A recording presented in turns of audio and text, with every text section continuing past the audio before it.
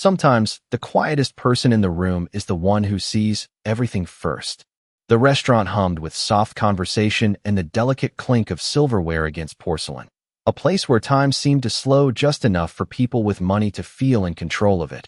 And Emily Carter moved through it like she didn't belong, and yet understood it better than anyone else. Her steps measured, her eyes steady, her presence almost invisible unless you knew where to look, and no one ever did except, strangely, the old woman sitting by the window, Margaret Whitmore, 70. 2 years old, wrapped in a pale blue shawl despite the warmth inside, her hands resting gently on the table as if she were holding on to something only she could feel. And when Emily placed the coffee in front of her, Margaret smiled in a way that felt personal, like recognition, like she had been waiting for her. And Emily paused just half a second longer than necessary before stepping away, because something about that smile lingered, quiet but heavy, like a memory she couldn't quite place. And across from Margaret sat Daniel Whitmore, a man who built his life on certainty, on numbers that added up and outcomes he could predict, his tailored suit perfect, his watch catching the light every time he checked it. A subtle reminder that his time mattered more than anyone else's. And yet even he couldn't explain why his attention kept drifting back to the waitress who never tried to be noticed. Because there was something in the way she moved, not hurried, not careless, but precise. Like she was always calculating something just beneath the surface. And when the front door opened, letting in a brief rush of cool air from the street, most people didn't look up, but Emily did, her gaze lifting just enough to catch the silhouette of a man stepping inside. Nothing remarkable at first glance. Just another customer. Just another face in a city full of them. But her eyes narrowed almost imperceptibly, her hand tightening slightly around the tray she carried, because it wasn't what he wore or how he walked. It was the rhythm, the subtle mismatch between his movement and the room around him. And for a moment, everything else seemed to fade. The laughter, the music, the quiet luxury dissolving into a thin layer of tension only. She could feel, and Margaret, still smiling faintly, reached for her cup without knowing that something had already shifted, something unseen but undeniable, and Emily took a step forward, not toward the door, not away from it, but toward the table by the window, her voice calm, almost gentle, as she leaned slightly closer and said, "Ma'am, I think you should sit back for a moment." And Daniel looked up, confused, irritated even, because nothing about this moment made sense to him. Not the waitress's tone, not the sudden stillness in her eyes, not the way the air itself seemed to hold its breath. And he was about to speak, to question, to reassert control like he always did. But something stopped him, something in the way Emily didn't look at him at all, as if for the first time in his life, he wasn't the most important person in the room. And in that fragile, suspended second, before anything obvious happened, before anyone else understood, Emily Carter had already made a decision that would change all of their lives forever. Daniel did not move at first because men like him were not used to reacting, they were used to deciding. But something in Emily's voice lingered, not loud, not urgent, just certain, and certainty was something he understood. Margaret tilted her head slightly, still smiling though her fingers paused halfway to the cup as if her body sensed a shift her mind had not yet named. Emily straightened slowly, her eyes no longer scanning the room, but fixed on a single point, just beyond Daniel's shoulder. The man who had entered was now closer, not rushing, not hesitating, just moving with a calm that did not belong in a place like this. And Emily noticed the small details, the kind most people ignored, the way his gaze never settled on the menu, the way his steps matched no rhythm but his own, the way the air around him felt just slightly out of place, like a note played half a second too early. Daniel followed Emily's line of sight for the first time, really looking not as a customer, not as a man expecting service, but as someone trying to understand. And what he saw did not make sense, because nothing obvious was wrong, and yet everything felt different. The room had quieted in a way no one else seemed to notice. Conversations continued, glasses clinked softly, but underneath it, there was a stillness, a tension like the moment before a storm breaks. Without warning, Emily took another step closer to the table, placing herself just slightly between Margaret and the open space of the room, not enough to draw attention, not enough for anyone to question, but enough that if something happened, she would be the first to meet it. Daniel frowned, his instincts telling him to speak, to ask what this was. about to remind her of her place, but the words did not come, because for the first time in a long time he felt out of position. Margaret looked up at Emily, her eyes soft, but searching, as if she recognized something deeper than the moment, something unspoken. Emily offered a small, reassuring nod, the kind that said, "Trust me," without needing to explain why, and Margaret leaned back, just a fraction, following the suggestion, without resistance. Across the room, the man adjusted his path, subtly, almost unnoticeable to anyone not watching closely, but Emily saw it. She saw everything: the angle of his shoulders, the slight turn of his wrist, the way his focus narrowed. And in that instant her breathing slowed, not from fear, but from clarity, the kind that comes when a decision has already been made long before the moment arrives. Daniel's watch ticked softly against his wrist, louder now than it should have been, each second stretching longer than the last, as he realized he was no longer in control of what was about to happen, and somehow the person holding that control was not him. It was the waitress he had not even noticed 10 minutes ago. Emily's hand hovered just slightly above the edge of the table, not touching, not grabbing, just ready, and her voice, when she spoke again, was even quieter than before, but carried a weight that made it impossible to ignore. "Sir," she said, without looking at Daniel, "please stay where you are," and something in the way she said it, not a request, not a command, but a truth, settled into the space between them, and for reasons he could not explain. "Daniel Whitmore, listen." The man stopped 3 steps from their table, and for a moment, nothing happened, not the kind of nothing people notice, but the kind that presses against your chest and makes the world feel slightly too small. Emily shifted her weight forward, just enough to close the distance between Margaret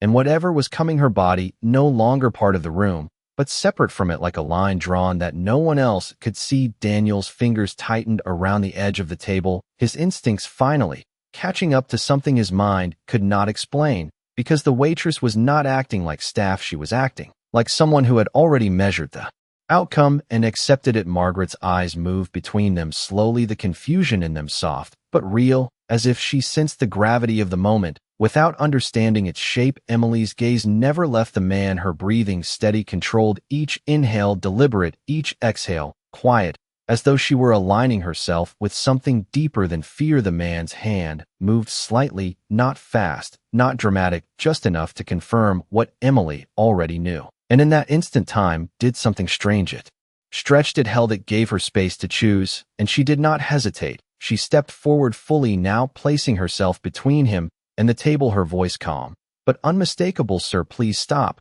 And it was not loud enough to draw attention from the rest of the room, but it was enough to shift something in the air. The man paused, not because he was told to, but because of how she said it, not fear, not authority, but certainty, and Daniel felt it too, that strange weight in her words that made resistance feel unnecessary. For a fraction of a second, everything balanced on that stillness, like the entire room was waiting to see which direction it would fall. Emily's hand lifted slightly, not threatening, not defensive, just present, as if to say, "This is where it ends." Margaret's fingers reached out, instinctively brushing against the edge of Emily's sleeve, seeking reassurance, without knowing why, and Emily did not look back. She did not break focus, she simply shifted her arm just enough so the older woman's hand could rest there, steady, grounded. Daniel opened his mouth, finally ready to speak, to demand an explanation, to reclaim the situation, but the words died before they formed, because in that moment he understood something he had never needed to understand before, that control was not always about power. Sometimes it was about who was willing to stand still when everything else was about to move. The man's gaze flickered just slightly, something uncertain passing through it, something that had not been there when he walked in, and Emily saw it. She recognized the hesitation, the smallest crack in intention, and she stepped closer, closing the space completely, her voice lower now, but even clearer. "You do not need to do this." And it was not a plea, it was not a challenge, it was an offering, and for a second that felt longer than it should have been. The world held its breath, waiting to see what he would choose, and whether one quiet voice could change what was already set in motion. The silence did not break all at once, it shifted slowly, like something heavy being lowered into place. And in that fragile pause, the man's shoulders changed just slightly, not enough for most to notice, but enough for Emily to understand that the moment was no longer fixed, it was moving in. Movement meant possibility. Her eyes did not leave his, her posture unchanged, steady, grounded, as if she had already anchored herself to the outcome she believed in. Daniel felt it too, that subtle change, the tension that had been building now bending in a direction he could not control, but could not ignore either. His heartbeat loud in his ears, each second stretching thin as he realized he was watching something unfold that had nothing to do with money or power or influence. This was something else, something raw and human and completely outside his world. Margaret's hand tightened gently on Emily's sleeve, not out of fear, but out of instinct, like she trusted the presence beside her more than the uncertainty in front of her, and Emily shifted her stance just enough to support that touch. Without breaking her focus, the man's gaze flickered again, this time longer, this time searching, as if he was trying to understand why she was still standing there, why she had not stepped away like anyone else would have, why she was looking at him. Not with judgment, not with fear, but with something far more unsettling, recognition, as though she saw him clearly in a way he had not expected. You do not need to do this, she repeated softer now, not because she was unsure, but because she understood that sometimes the quietest words reached the deepest places. And for a moment that felt impossibly long, the man did not move. The room continued around them, unaware, unchanged, but inside that small space between them, everything had shifted. Daniel leaned forward slightly. Without realizing it, his entire focus locked on the exchange, because for the first time, he was not the one directing the outcome, he was witnessing it, and it unsettled him more than he wanted to admit. Emily took one final step, closing the last inch of distance, not aggressive, not forceful, just present enough to remove any space for escalation, her voice barely above a whisper now, but carrying a weight that could not be ignored. Whatever brought you here, it is not worth this. And something in the way she said it, not as an accusation, not as a demand, but as a truth, hung in the air between them, and the man's expression changed, not dramatically, not visibly to anyone else, but enough that Emily saw the hesitation deepen, the certainty fade into something uncertain, something human, and in that instant the fragile balance tipped, not toward chaos, but toward stillness. His hand lowered slowly, the tension that had filled the space dissolving into something quieter, something unresolved, but no longer immediate. Daniel exhaled a breath. He did not know he had been holding his body, finally releasing the tight control he had tried to maintain, and as the room continued, unaware of how close it had come to something else, he looked at Emily differently, not as a waitress, not as part of the background,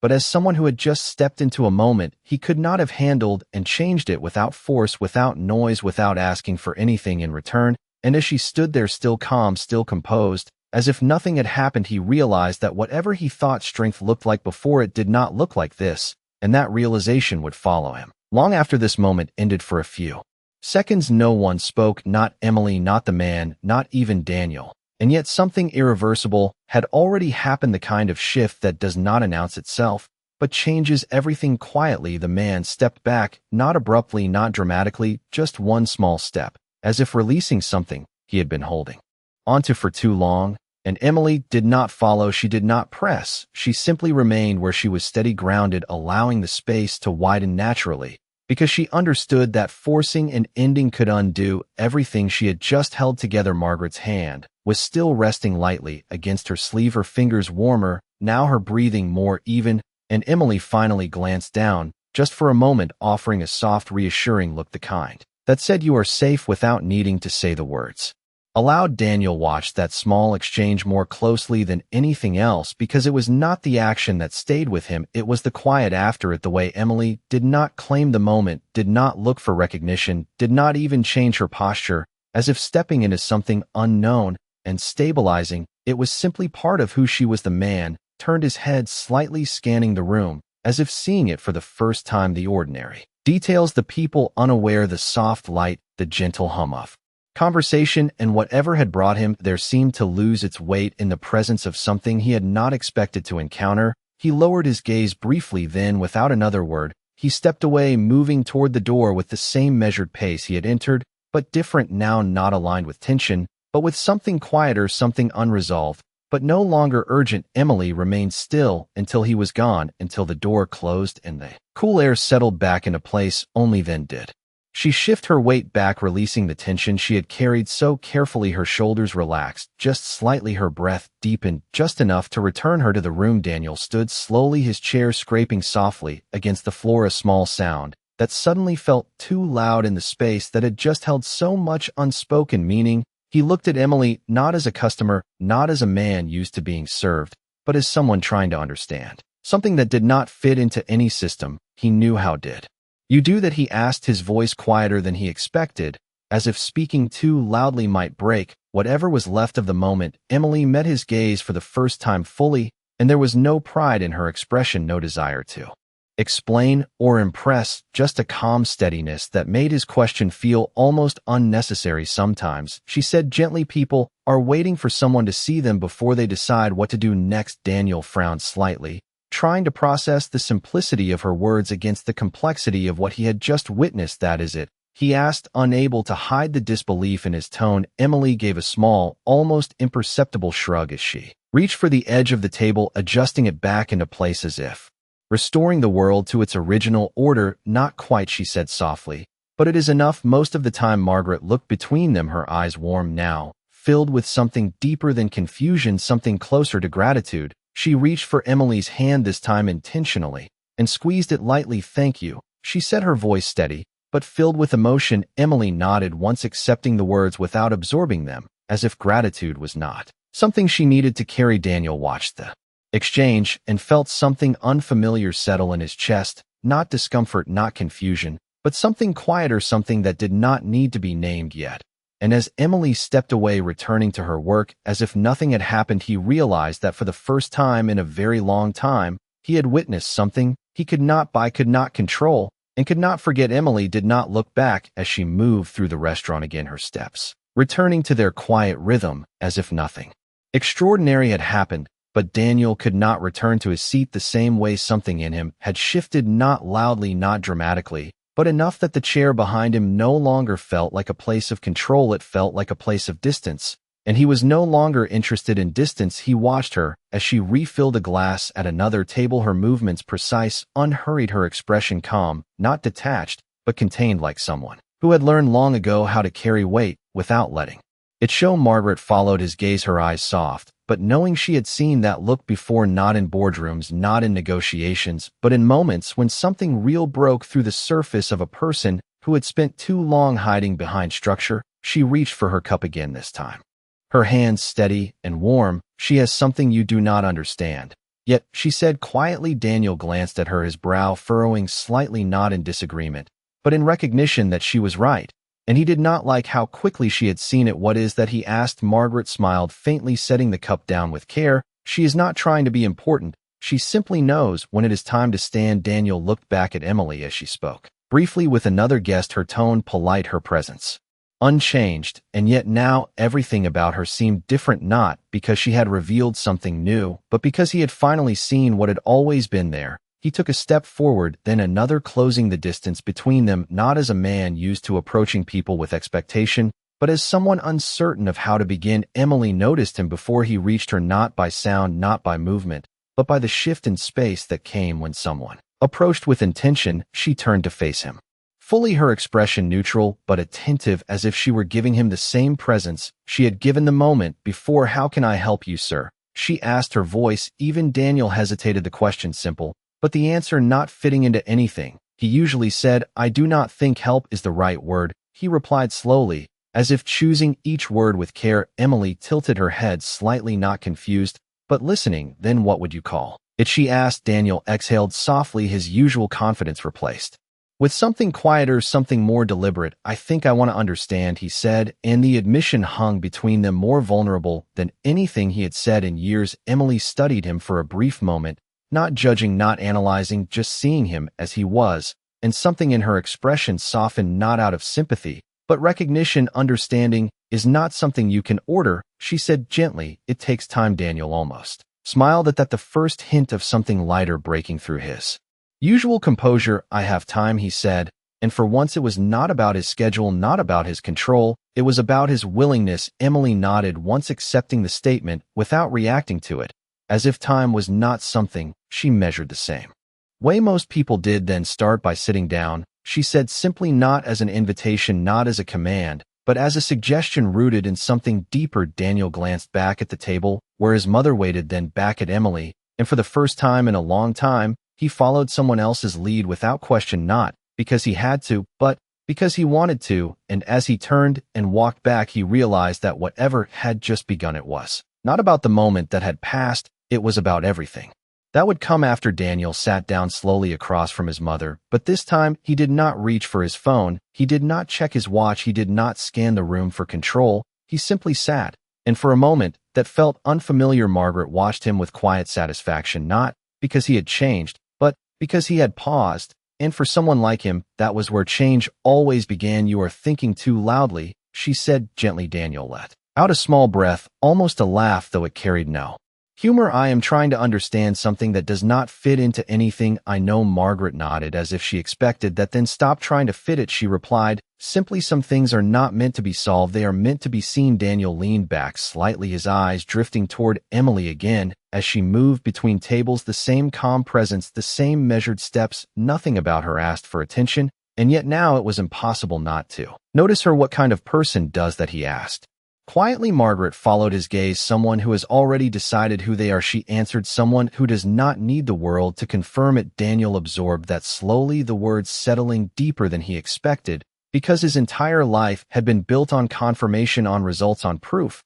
And yet what he had just witnessed required none of that. Emily approached their table, again her posture unchanged, her expression neutral but present, as if she had returned not to continue something, but to allow whatever came next to happen naturally. Would you like anything else? She asked. Daniel looked at her differently, now not searching for answers, but aware that she might not give them. I would like to ask you something, he said. Emily nodded once. Go ahead. He hesitated again, not because he lacked words, but because for the first time he was aware that words mattered in a different way. Why did you step forward? He asked finally. Not because you had to, but because you chose to. Emily did not answer immediately. She placed a napkin neatly along the edge of the table, aligning it with quiet precision, as if giving the moment space to settle before speaking. Sometimes, she said softly, the choice is made long before the moment arrives. Daniel frowned slightly, trying to follow that. You mean instinct? He asked. Emily shook her head gently. Not instinct, she replied, more like memory, the kind your body keeps even when your mind forgets. Daniel studied her more closely now, seeing not just calm,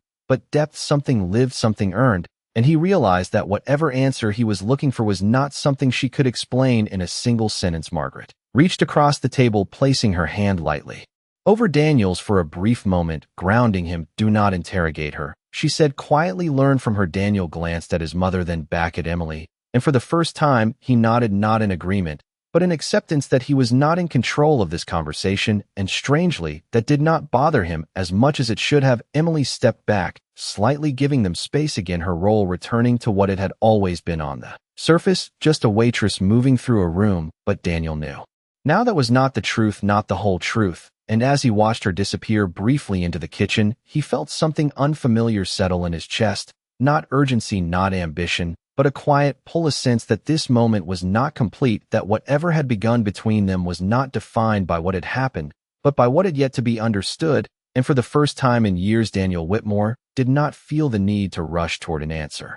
He was willing to wait. The kitchen door closed softly behind Emily, and for a brief moment the noise of the dining room faded into a distant hum, replaced by something quieter, something more contained. She rested her hands lightly against the stainless steel counter, not out of exhaustion, but to ground herself the same way she had done countless times before in places far from this one, places where decisions carried weight that could not be undone. And yet her expression did not change. It never did, not in the moment, not after it. She inhaled slowly, then exhaled just as steady, as if returning herself to a rhythm the world expected from her. Outside, Daniel remained seated, but his attention had not left the space she occupied. Even when she was no longer visible, he found himself replaying the moment, not the details, not the sequence, but the feeling, the way everything had shifted around her without force, without demand, as if she had stepped into a current no one else could see and redirected it. Margaret watched him carefully, her eyes soft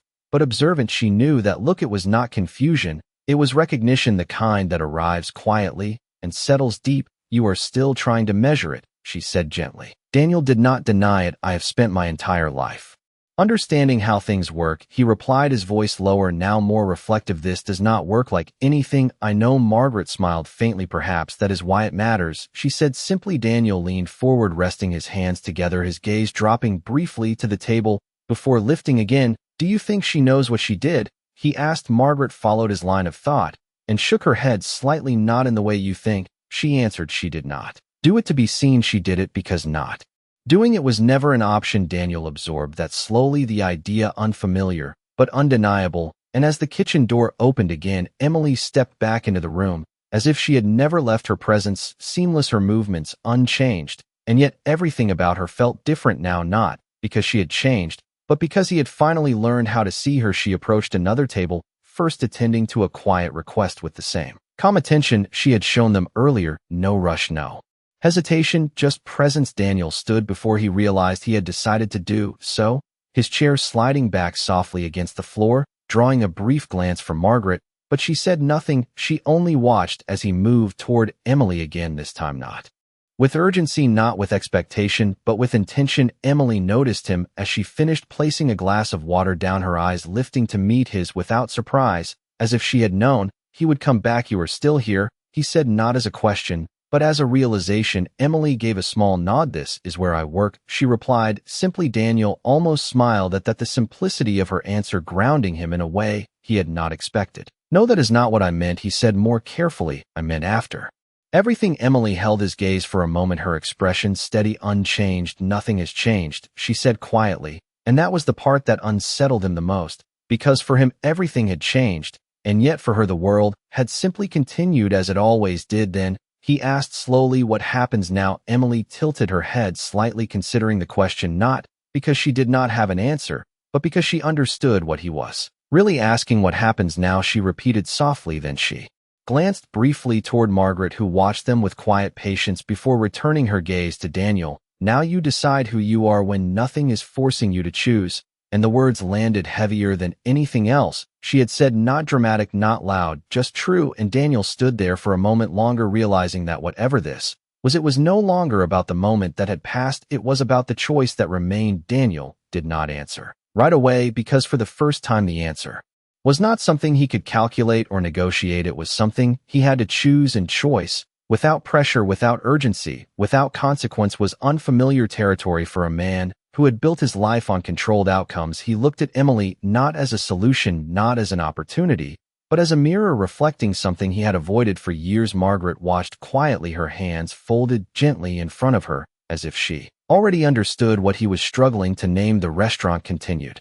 Around them, the soft hum of voices, the distant clink of glass, the quiet rhythm of a world that had not paused for any of it. And yet for Daniel, everything felt different. He exhaled slowly, then spoke, not to assert, not to direct, but to admit, I do not know who I am. In a moment like that, Emily held his gaze steady, her expression unchanged, not surprised, not concerned, just present. Then this is where you begin, she said softly, not offering him a path, not guiding him toward an answer, just placing the responsibility back where it belonged. Daniel nodded, once a small movement, but real, and for the first time in a long time it felt like he was not moving toward something external, but inward, toward a part of himself he had never needed to confront. He glanced back at his mother, and she gave him a faint approving smile, not because of what he had done, but because of what he was willing to face. He turned back to Emily. There was something else now, something quieter, but stronger than curiosity, respect, not the kind that comes from status or achievement, but the kind that forms when someone shows you a truth you cannot ignore. You did not step forward because you had to, he said slowly. You stepped forward because that is who you are. Emily did not respond immediately. She adjusted the edge of the table, once more aligning it with the same quiet precision as before. Then she looked up again. That is who I chose to become, she said gently, and the distinction settled heavily in the space between them. Daniel absorbed that fully, because it meant that what he had witnessed was not luck, not instinct, not something she was born into. It was something she had built, something she had decided again and again until it became part of her. And for the first time he understood that the same choice had always been available to him. He just had never needed to make it until now. He straightened slightly, not in posture, but in presence, as if something within him had aligned. I think I understand a little more, he said. Emily gave a small nod. That was enough. She did not need him to fully grasp it. She did not need him to prove anything. Understanding was not measured in words, it was measured in what came after. Margaret reached for her son's hand once more, her touch warm and steady, as if grounding him in the moment, and Daniel did not pull away. He let it remain. There's something simple, something real, and as Emily stepped back once again, returning to her work, blending into the rhythm of the room, Daniel watched her go, not with the urgency to follow, not with the desire to possess, but with a quiet certainty that this moment would stay with him long after he left, not because of what had happened, but because of what it had revealed. And as he sat back down, he realized that for the first time in years he was not thinking about what he could gain, he was thinking about who he could become. And somewhere in the quiet space between those two thoughts, something new began to take shape, something that did not need to be announced, something that would not be measured in numbers or outcomes, but in moments where no one was watching. And that was where the real decision would always be made.